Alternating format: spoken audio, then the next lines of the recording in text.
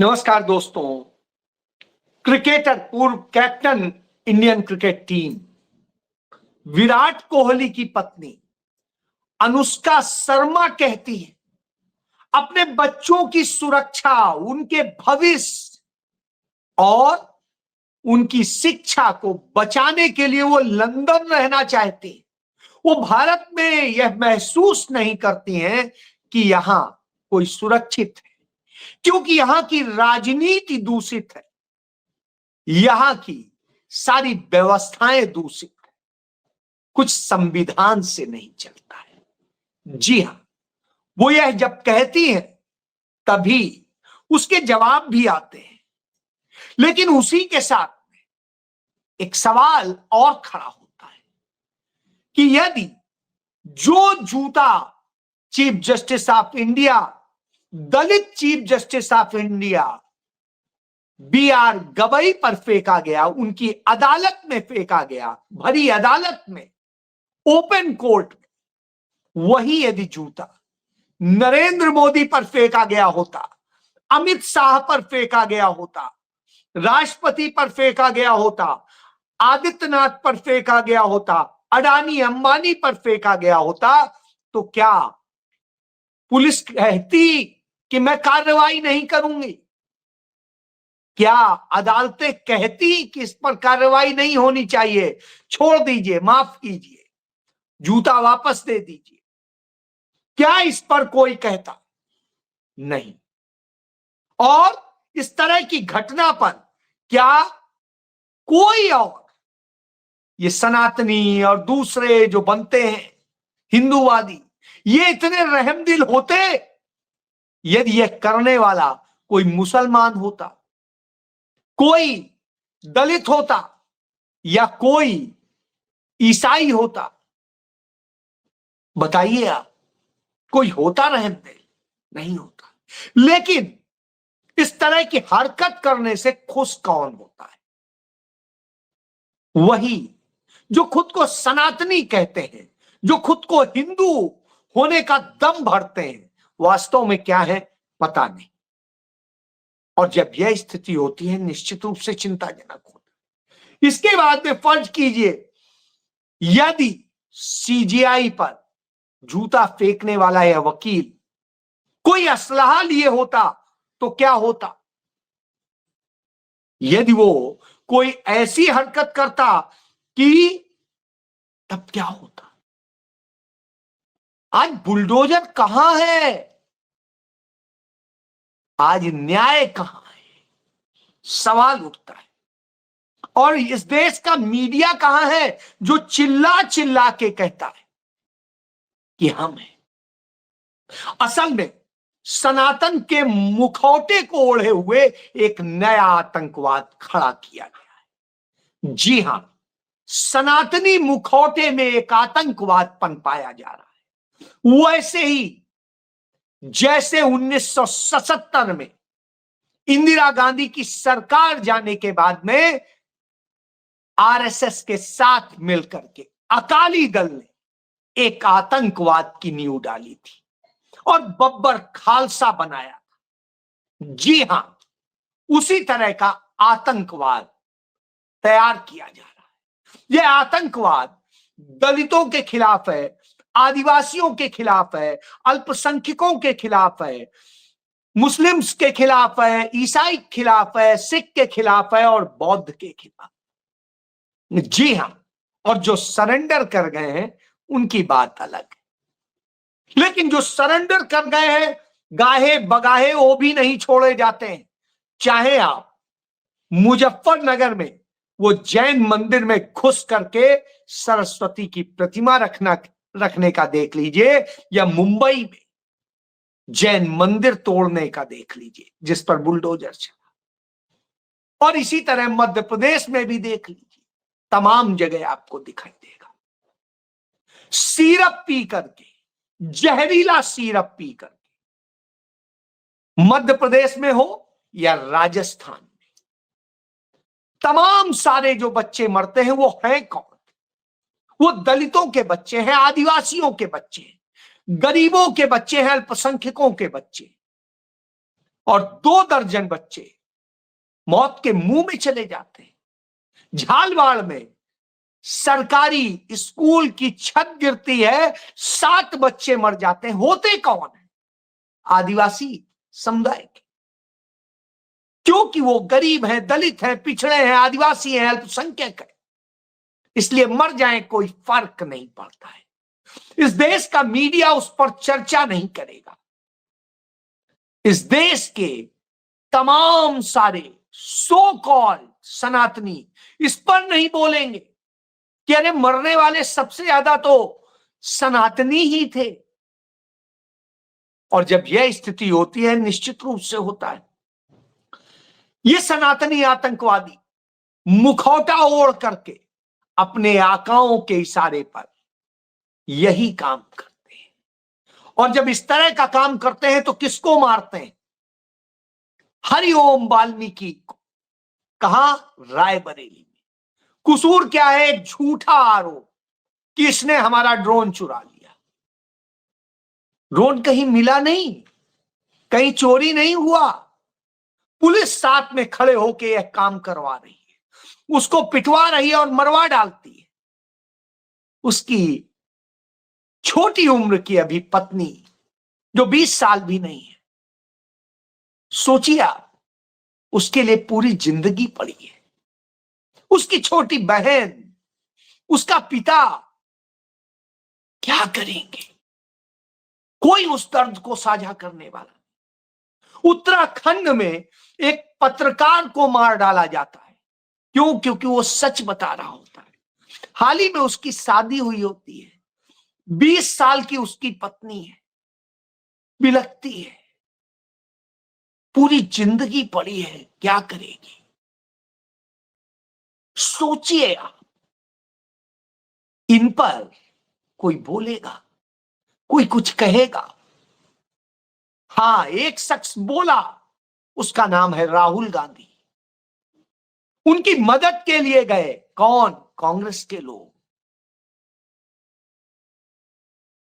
क्यों नहीं नरेंद्र मोदी ने भेजा? क्यों नहीं आदित्यनाथ ने भेजा?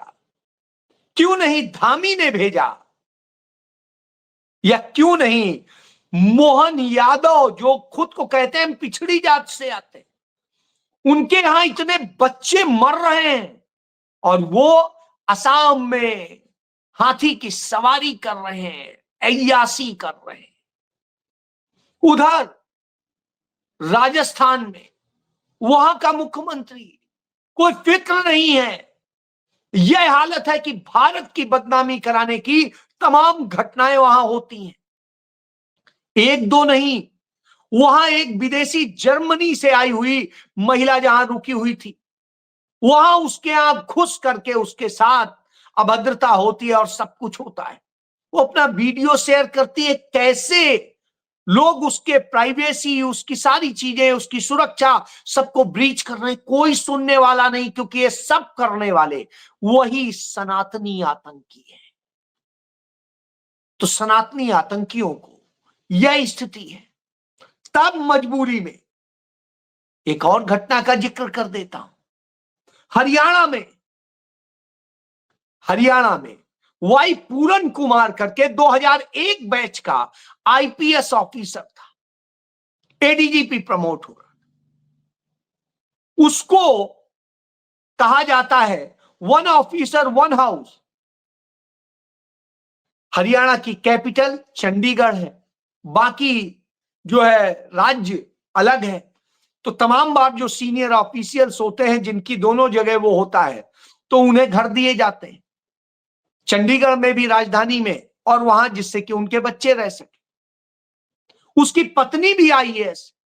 लेकिन होता क्या है, वो बार बार एप्लीकेशन देता है कि सर इतने सारे ऑफिसर्स को चंडीगढ़ में, और वहां जहां पोस्टिंग है, उसकी अभी पोस्टिंग की गई थी रोहतक, उनको दिया जाता है, हमें क्यों नहीं दिया जा रहा? सिर्फ इसलिए क्योंकि मैं दलित समुदाय से हूं, मेरे साथ जातिगत भेदभाव हो रहा है। और यहां सारे वह लोग मनुवादी सोच के लोग हैं, इसलिए मेरे साथ यह हो रहा है।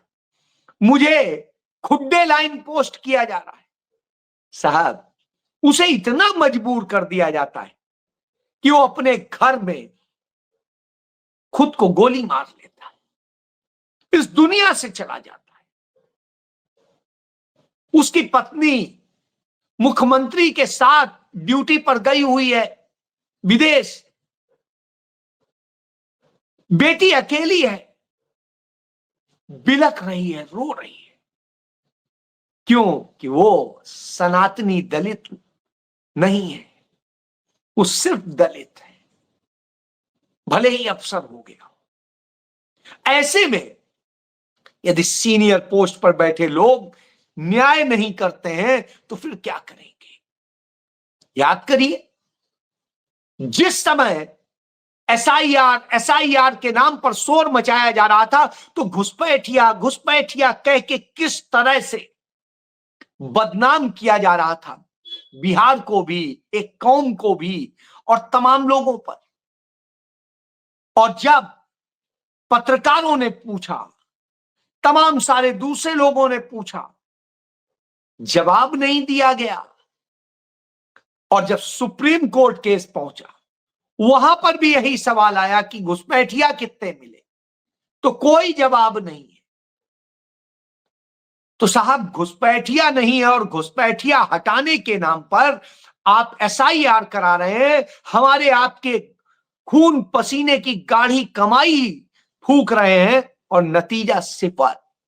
डॉक्टर मनमोहन सिंह के 10 साल के कार्यकाल में करीब 90,000 घुसपैठिया इस देश से, जो अटल बिहारी वाजपेयी की सरकार में भर लिए गए थे, उन्हें निकाल बाहर किया गया, उन्हें उनके देश डिपोर्ट किया गया। नरेंद्र मोदी के शासनकाल 3,500 लोग, सिर्फ 3,500 लोग आइडेंटिफाई हुए, और उनमें भी कितने गए कितने नहीं गए आप सोच सकते हैं। तो यह स्थिति हो तो आप सोचिए कौन है असलियत में घुसपैठियों का, और उनकी राजनीति करने का, उनके बूते नफरत फैलाने का, उन पर दोषारोपण करने का, यही सनातनी आतंकवादी। और जब ये सनातनी आतंकवादी ये करते हैं तो निश्चित रूप से चिंताजनक होता है। तब सुप्रीम कोर्ट में इस पर चर्चा चलती है। बार बार कहा जाता है जो 3,66,000 नाम हटाए गए हैं अलग से, उनका तो कारण बताएं, क्यों हटाए गए हैं, उनका क्या क्या विषय है वो बताएं। सुप्रीम कोर्ट को कहना पड़ता है कि भाई इनका जवाब दीजिए, और याचिकाकर्ता से सुप्रीम कोर्ट कहता है कि तमाम एलियंस हैं, आएंगे नहीं यहां। हर व्यक्ति की औकात नहीं है सुप्रीम कोर्ट आने की, क्योंकि हर कोई जानता है सुप्रीम कोर्ट में कितना पैसा खर्च होता है। जो व्यक्ति गया है वो जानता है। तब आप सोचिए, ऐसे में नेता प्रतिपक्ष राहुल गांधी निकल के आते हैं, जब जूता चलता है चीफ जस्टिस पे, तब भी सबसे पहले जो बोलते हैं वो मल्लिकार्जुन खड़गे बोलते हैं, क्योंकि वो दलित समुदाय से आते हैं, दर्द होता है। उसके बाद में कांग्रेस बोलती है, राहुल गांधी को पता चलता है वो विदेश में थे, वहां से वो कहते हैं, और उसके बाद में श्रीमती सोनिया गांधी जब कह देती हैं, तब कहीं प्रधानमंत्री का ट्वीट आता है, और वह ट्वीट भी इतना कैजुअल होता है, उसके पहले न कानून मंत्री का, न किसी का। जब प्रधानमंत्री ने ट्वीट कर दिया तब बाकी लोगों के आने शुरू होते हैं। और स्थिति ये कि उसके बावजूद न्याय नहीं होता है। सोशल मीडिया पे वो जूता फेंकने वाले को हीरो बनाया जाता है, वैसे ही जैसे गोडसे को बनाया गया, कि गोडसे ने तो गांधी का वध किया था। एक नृशंस संत की नृशंस हत्या करने वाले को ये करते हैं, उसी तरह उसको कर रहे हैं। वो 72 साल का व्यक्ति जिसने हरकत करी, वो कहता है मुझे कोई अफसोस नहीं, वो बुलडोजर चलवा रहे थे, को रोकने की बात कर रहे थे, ये कर रहे थे, इसलिए मुझे गुस्सा था। मुझे तो दैवीय वो आया। जैसे नरेंद्र मोदी कहते हैं नॉन बायोलॉजिकल, तो आजकल उनका पूरा सनातनी गैंग वही बोल रहा है, सब दैवी हो गए हैं, सब वो हो गए, तो ऐसे कुछ भी कर दीजिए कि हमें दैवी वो आया। यह स्थिति हो, शर्मनाक हालात पैदा होते हैं।